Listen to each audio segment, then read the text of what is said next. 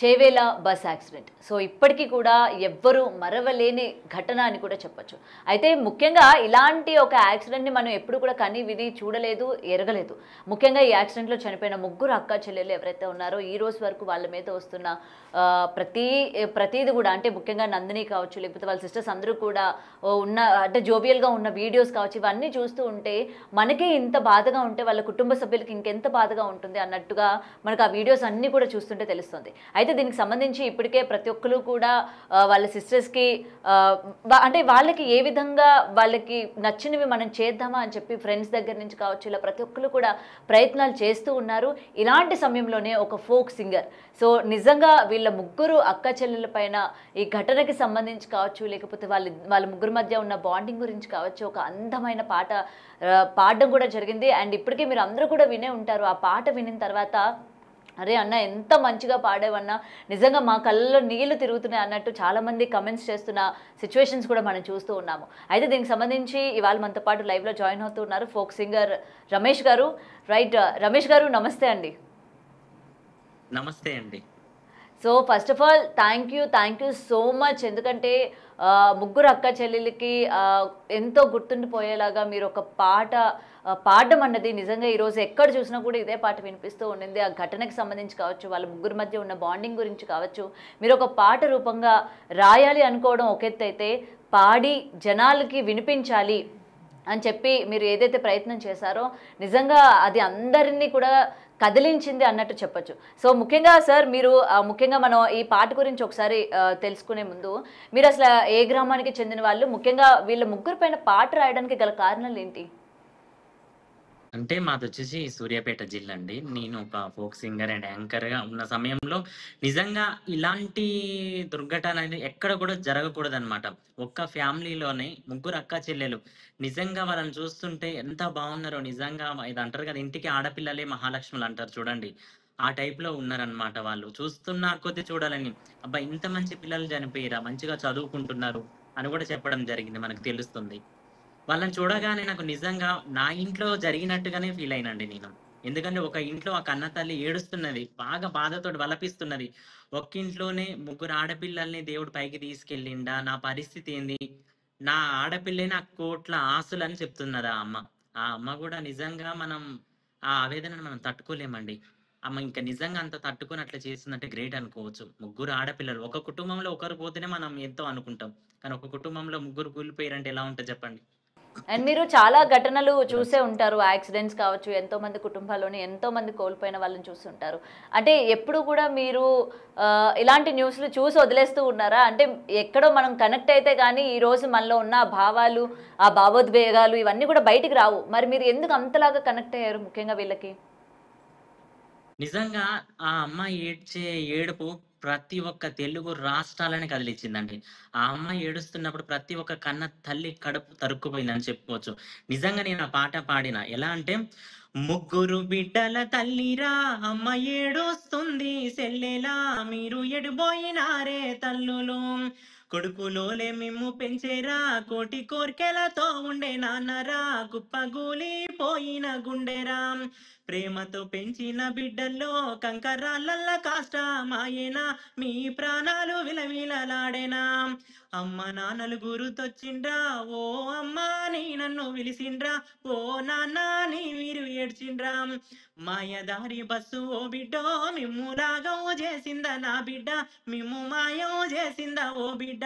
ఇది ఎవలు చేసిన పాపవమ్మో ఇక ఏ దేవుడు రాసే కరుమో. నా కడుపు కోత ఎవ్వరమ్మో నా కరుణ చూపేదెవ్వరమ్మో. ముగ్గురక్క సెల్లెల్లో బిడ్డో ముగ్గులేస్తుంటే మురిసిన నా బిడ్డో బతుకమ్మాడుతుంటే ఆడినానమ్మా. ముగ్గురు బిడ్డల తల్లిని మురిసిపోయే కన్నా కడపని మురిగిపోయే కన్నా కడపని నాకు నేడే తెలిసింది ఓ బిడ్డ. ఇక ఏ దేవుడు రాసే కర్మో మరి ఏ దేవుడు చేసే జన్మో. నా రాత ఇట్లా ఆయ బిడ్డో నా కడుపు కోత ఎవ్వరమ్మో. ముగ్గురు బిడ్డల తల్లిరా అమ్మ ఏడుస్తుంది సెల్లెలా అమ్మ ఏడుస్తుంది సెల్లెలా. ప్రేమతో పెంచిన బిడ్డలో పేరు లేకుండా పోయిర్ర నా బిడ్డ, పేరు లేకుండా పోయిర్ర నా బిడ్డ. కంకరాలేగా ఓ బిడ్డో, కాష్టమోలే పెరిగేనే నా బిడ్డ, గాలి ఆడకపోయేన ఓ బిడ్డ. కన్న తల్లి ప్రేమ ఓ బిడ్డో, అల్లల్లాడిపోతున్న నా బిడ్డ, నా తల పండు వైలే ఓ బిడ్డ, కన్న పేగు బంధం ముగిసే నా బిడ్డ. రమేష్ గారు, మీరు పాడుతుంటే నిజంగా చాలా ఎమోషనల్గా ఉంది. ఎందుకంటే ప్రతి ఒక్క ఇన్సిడెంట్, ఒక తల్లి ఒక బిడ్డని కనడం అన్నది అంత ఈజీ కాదు. ఒక్క బిడ్డ ఇంట్లో నుంచి పోతేనే ఆ బాధ ఎలా ఉంటుందో ప్రతి ఒక్కరికి తెలుసు. అలాంటిది ఒకేసారి ముగ్గురు ఆడపిల్లలు, ఆ తీరని లోటు. అయితే ముఖ్యంగా మీరు ఈ ఘటన విన్న వెంటనే ఫస్ట్ మీకు ఏమనిపించింది అసలు? అంటే నిజంగా ఒకటి చెప్పాలండి. నేను వాస్తవంగా ప్రోగ్రామ్‌లో బిజీ షెడ్యూల్స్ వల్ల నేను వార్తలు, న్యూస్ అట్లా సరిగ్గా చూడననమాట. కానీ గత 1 వీక్ గాని, ఒక 10 డేస్ నుంచి గూడా నేను బాగా టీవీలో వన్ న్యూస్ చూడడం, మంచి ఏదైనా న్యూస్ పేపర్ చదవడం అట్లా చదువుతున్న సందర్భంలో నాకు ఈ దుర్ఘటన కర్నూలు బస్సులో ఒకటి ఫస్ట్ జరిగింది చూడండి మనకి. అవును, ఆ కర్నూలు కర్నూలు దగ్గర. బస్సులో జరిగినప్పుడు కర్నూలు దగ్గర జరిగినప్పుడు ఫస్ట్ ఈ పాట కంటే ముందు నేను ఆ పాటే రాసినక్కడ. ఓకే, అది ఆ గూడా పాట ఒకసారి మీకు ఒకసారి వినిపిస్తా వినిపిస్తారా? వినండి. రైట్. యాహ్! హ్మ్. ఇది కర్నూలు బస్సు వరనా ఓయమ్మ, కాష్టాల గడ్డాననా ఓయమ్మో, కాష్టాల గడ్డాననా ఓయమ్మ. ఏమి రాత రాసినవురా ఓరి బ్రహ్మ, ఎల నీకు న్యాయమాయే ఈ కరుమ, ఎల నీకు న్యాయమాయే ఈ కరుమ. దేవాది దేవుళ్ళారా మీరంతా గుళ్ళల్లో ఒరిగినారా ఓయమ్మ, నిద్రలో మునిగినారా ఓయమ్మ. సిన్నోల సిన్న ప్రాయం ఓయమ్మ, సీమోలే నలిపినారా ఓయమ్మో, బూడిద చేసినారా ఓయమ్మ. ఒరియగ్గి దేవుడా నీ మంట కింత గీదలగారో దేవుడా, ఎట్లగా చేసినవో దేవుడా. ఒరివాన దేవుడా నీ మాయా గాలెటు పోయినావు రో, జాలితో జల్లన్న గురవాలేదో దేవుడా. ఒరిగాలి దేవుడా నీ మాయా గాలెటు పోయినావు రో, గాలితో గండాన్ని ఆపాలేదో దేవుడా. మంటల్లా గాలుతుంటే బిడ్డలు మలమల మాడుతుంటే ఓయమ్మ, వలవల పోతా ఉంటే ఓయమ్మ. కన్నోళ్ళ కన్న ప్రాయం ఓయమ్మ, కన్నీరు మున్నీరురో దేవుడా, కన్నీరు మున్నీరురో దేవుడా. కర్నూలు బస్సు వలన ఓయమ్మ, కాష్టాల గడ్డాననా ఓయమ్మో, కాష్టాల గడ్డాననా ఓయమ్మ. ఏమి రాత రాసినవురా ఒరి బ్రహ్మ, ఎల నీకు న్యాయమాయే ఈ కరుమ, ఎల నీకు న్యాయమాయే ఈ కరమ. బస్సు మాయగాల ఓయమ్మ, మంటల్ల మలమాలలే ఓయమ్మ, ఆహారమైతున్నరే ఓయమ్మ, దహనమైపోతున్నరే ఓయమ్మ. ఇదండి ఈ పాట రాయడం జరిగింది. ఫస్ట్ కర్నూలు సన్నివేశం చూసిన తర్వాతకి ఇది కూడా మంచి రీచ్ వచ్చిందండి. ఈ పాట కూడా ప్రతి ఒక్కరు కూడా కాల్స్ చేయడం, ఎక్కడెక్కడి నుంచో అమెరికా నుంచి మీరు అద్భుతమైన పాట రాయడం అని నాకు చాలా ఉమ్, చెప్పడం జరిగింది. కానీ నిజంగా చాలా విషాదం అని కూడా చెప్పుకోవచ్చు మనం. అవును, ఈ నిజంగా. సంఘటనలు లైఫ్‌ల ఎప్పుడు కూడా జరగకూడదండి. ప్రతి ఒక్కరి ఇంటి కుటుంబంలో ఒకరు కూలిపోతేనే మనకి ఎలాంటి బాధ ఉంటది. ఒక్క ఇంట్లోనే 20 ఏండ్ల పిల్లలు కళ్ళ ముందు ఒకరు గాదు, ముగ్గురు గాదు. ఆ తల్లి ఏడుస్తుంది ముగ్గురు పిల్లల్ని ఆడ పడుకోబెట్టుకొని. అవును, ఎంత బాధ! అది చూసిన ప్రతి ఒక్క తల్లి తరుక్కుపోతుందండి కడుపు తనది. మీరు నిజంగా తన వాళ్ళ యొక్క పిల్లని ఫ్యామిలీ మెంబర్స్కి ఏమైనా ఫోన్ చేశారా? ఎందుకంటే ఇవాళ వాళ్ళ ముగ్గురు అక్క చెల్లెల మీద మీరు పాట రాశారు, చాలా వైరల్ అయిపోయింది, ఎంతోమంది దీన్ని చూశారు, ఎంతోమంది అభినందిస్తూ ఉన్నారు. ఎందుకంటే వాళ్ళ ఫ్రెండ్స్ కూడా నిన్న నాతో మాట్లాడడం జరిగింది, అమ్మాయి ఫ్రెండ్స్ కూడా. వాళ్ళు కూడా మీ గురించి చెప్పడం జరిగింది, ఎంత బాగా పాట అన్నది పాడారక్క అని చెప్పి వాళ్ళు కూడా చెప్పడం జరిగింది. సో వాళ్ళ కుటుంబ సభ్యుల దగ్గర నుంచి మీకు ఏమైనా కాల్ కానీ, లేకపోతే మీరేమైనా ఫోన్ చేయడం కానీ ఏమైనా చేశారా? లేదు. లేదు. ఖచ్చితంగా అండి. వాళ్ళు కాల్ చేసిరనమాట. ఎవరో వాళ్ళ రిలేటివ్స్ వాళ్ళ మామయ్య వరస అవుతారని చెప్పిరనమాట. నిజంగా మీ పాట పాడుతూ వింటుంటుంటే మేమందరం చాలా బాధకు గురి అయితున్నామండి. మా ఆ తల్లులకి మీరిచ్చే గిఫ్ట్ అనుకుంటున్నాం ఇది. ఈ పాటతోని సజీవ కాలం నా పిల్లలు బ్రతికే ఉంటున్నారని నేను అనుకుంటున్నా. గొప్ప మాట చెప్పిండు తను ఏడ్చుకుంటే. నిజంగా నాకు వాళ్ళు కాల్ చేయడానికంటే ముందు అండి నాకు మంచి రెస్పాన్స్ అనేది వచ్చింది ఈ పాట వల్ల. నేను దీనికి హ్యాపీగా ఫీల్ అవ్వాలా, ఇంత సాడ్‌నెస్‌గా ఉండి పాడిన పాటకి నాకు నిజంగా చెప్పాలంటే ఇప్పుడు చెప్తుంటేనే కళ్ళ నుంచి వాటర్ వస్తున్నాయన్నమాట. నిజంగా బాధాకరం. ఏం చెప్పలేని స్థితిలో ఉన్నాం. ముగ్గురు అంటే అసలు చూడండి ఎంత చక్కగున్నారో వాళ్ళు ముగ్గురు గూడా. నిజంగా దేవుడే ఓర్వలేక తీసుకొని ఎళ్తాడంటారు చెప్పండి. అలా తీసుకొని ఎళ్ళిర్రు వాళ్ళని.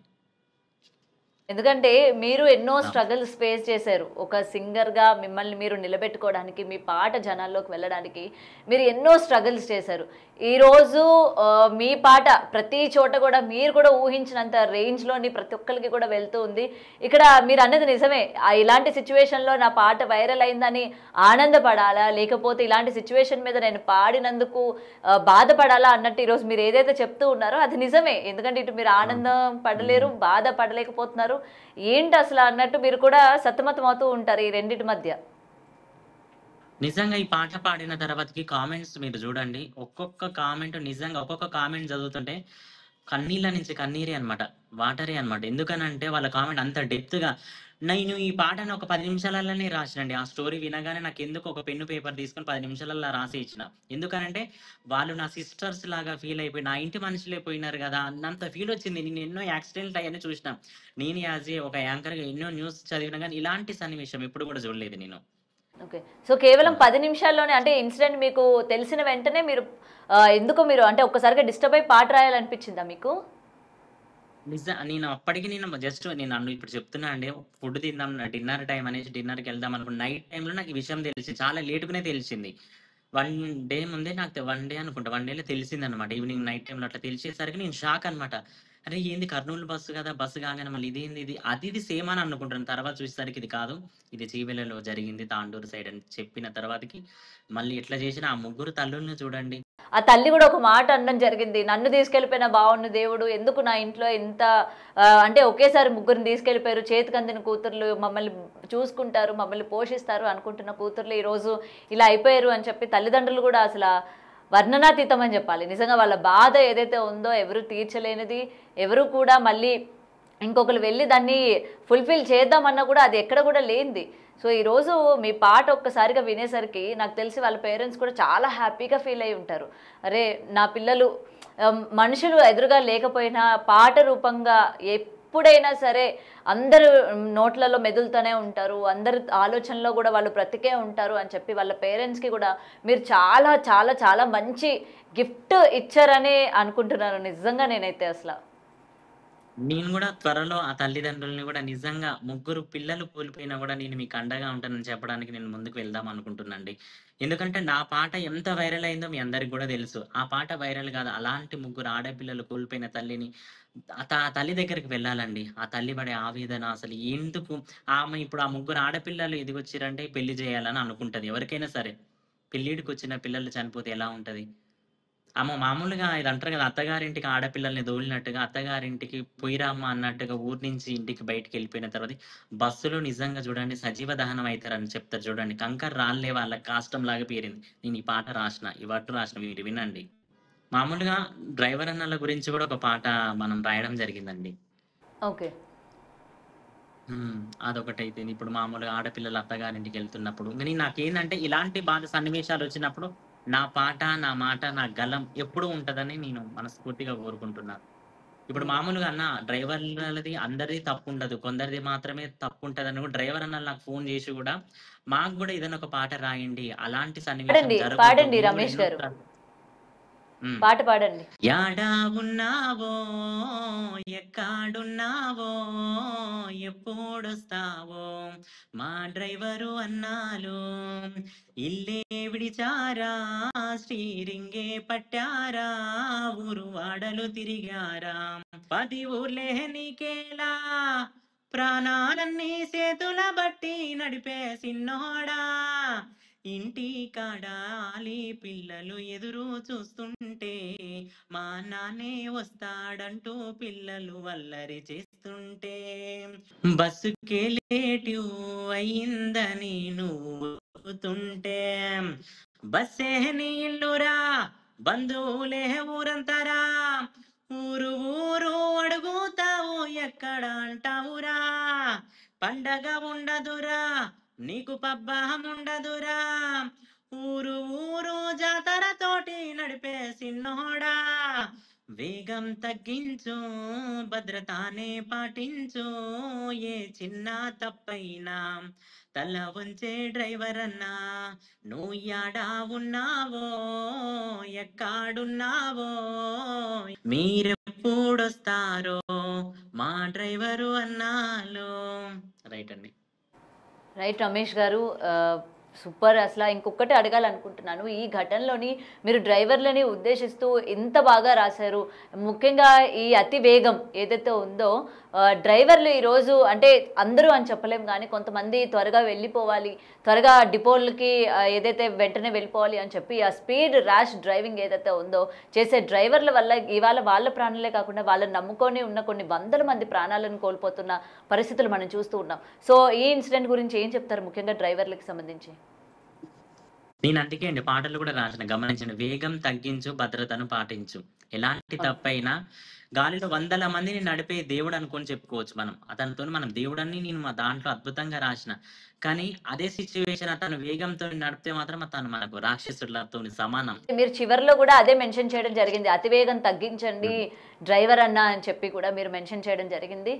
సో ఏదైనా రమేష్ గారు నిజంగా మీకు చాలా చాలా థ్యాంక్స్ చెప్తున్నాము. అటు నందిని వాళ్ళ ఫ్రెండ్స్ తరపున కావచ్చు, లేకపోతే వాళ్ళ యొక్క ఫ్యామిలీ మెంబర్స్ తరపున కావచ్చు, ఇవాళ బిగ్ టీవీ తరపున మీకు మరొకసారి థ్యాంక్స్ చెప్తూ ఉన్నాము. ఎందుకంటే ఇంత అందమైన పాటని అటు వాళ్ళ ఫ్యామిలీకి కావచ్చు, లేకపోతే వాళ్ళందరినీ కూడా అభిమానించే వాళ్ళందరికీ కూడా ఒక మంచి గుర్తుగా ఉండేటట్టు ఇలాంటి సింగర్స్ నిజంగా ఇలాంటి పాటలు పాడి వాళ్ళకి ఎప్పుడూ కూడా అందరి మనసుల్లో కూడా వాళ్ళు బ్రతికుండేటట్టు చేస్తూ ఉంటారు. కాబట్టి వన్స్ అగైన్ మీ అందరికీ కూడా hats off and thank you so much Ramesh garu. Thank you so much thank you అండి. అండి. Really thank you so much. Thank you. So ఇదండి ప్రెజెంట్ రమేష్ గారు పాడిన పాట ఏదైతే ఉందో ఎంత వైరల్ అయిందో మనం చూస్తూ ఉన్నాము.